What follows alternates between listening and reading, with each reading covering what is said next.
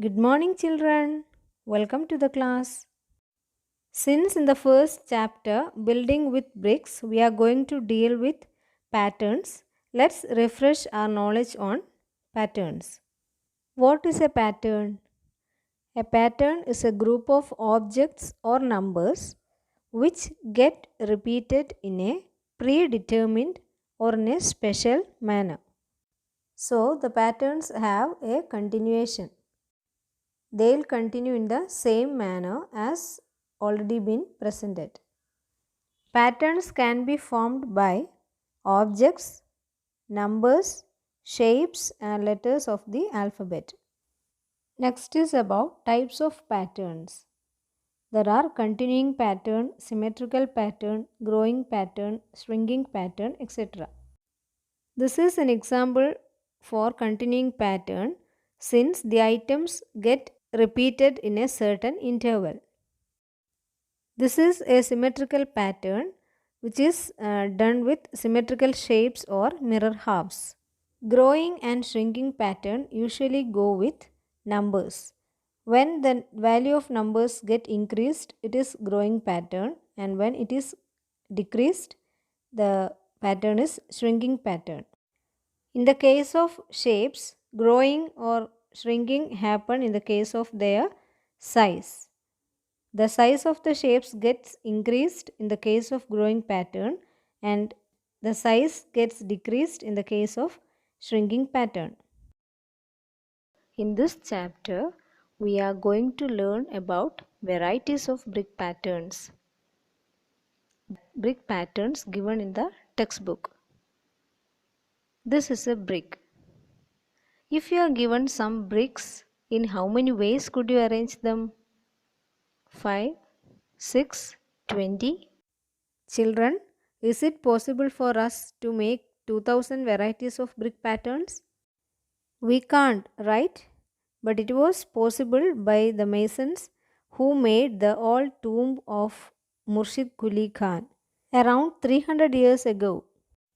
This building is rich with 2000 floor patterns. Now let's learn the characteristics of a rectangular shape, especially the brick. How many faces does a brick have? 1,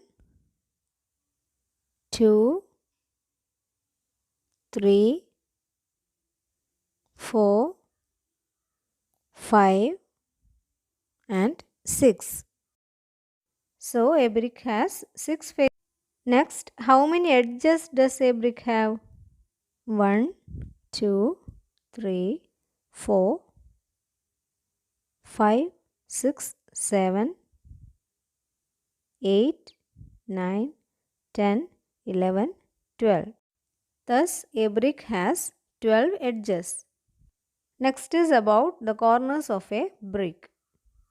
1, 2, 3, 4, 5, 6, 7, 8. A brick has 8 corners. So we can say that any rectangular shaped thing has 6 faces, 12 edges and 8 corners. Now think about the patterns with brick. For making a brick pattern, you need not fill all the spaces. You can keep spaces in between bricks. This type of brick pattern is called jali. These are jali patterns. Do you notice the gap between the bricks? What is the need of keeping such spaces? Yes, it is for ventilation. Ventilation means passing of air through holes. Children, have you ever seen a jali in our school building? Think about it, okay? When a jali is made in the form of a window, it is called jaroka. Children, have you ever been in a kiln? In Malayalam, it is chula. A brick kiln is the place where the bricks are fired. Now you can watch a video which will give you an idea about the making of brick in a brick kiln. This is the chimney, which is almost 105 feet high, and this emits the smoke when bricks are baking in the kiln. The fire bricks has been quite older and the strongest building material, and they are weather resistant as well, hence they are quite satisfactory building material. The entire process of making one load of brick from preparing clay dough to drying, baking and cooling can take up to 2 weeks.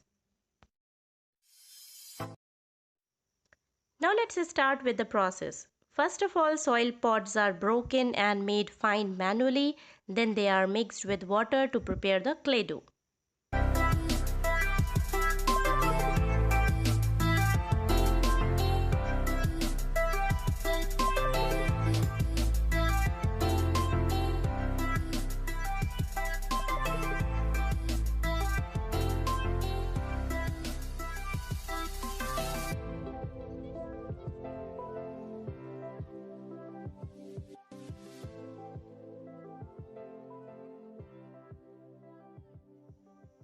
And then they take sufficient amount of clay dough and put it into the brick mold, followed by some dry soil or sand, and the clay dough is pressed by hand so that it fills all the corners of the mold with clay, and then extra clay on the top is removed by hands.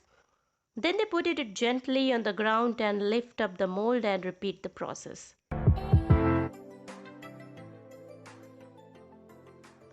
And then they are left for sun drying on the ground, and as and when they dry up they are stacked up with some gap for air circulation and left for drying for few more days.